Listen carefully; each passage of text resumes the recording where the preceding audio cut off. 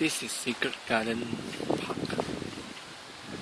You come to Seoul, you must come to visit here. It's very nice, chill, and cooling. And it's under UNESCO as well. The most important thing is, I hope I can stay here to meditate.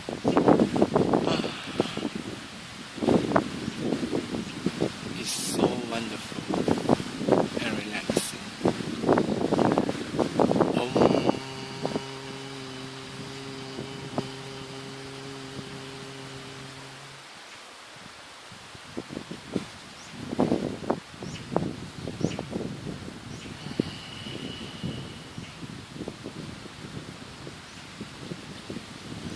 Imagine, open your arm and walk slowly down, and the wind is come to you, and all the problem is blow away, and you are free like a bird, and you fly, and fly in freedom,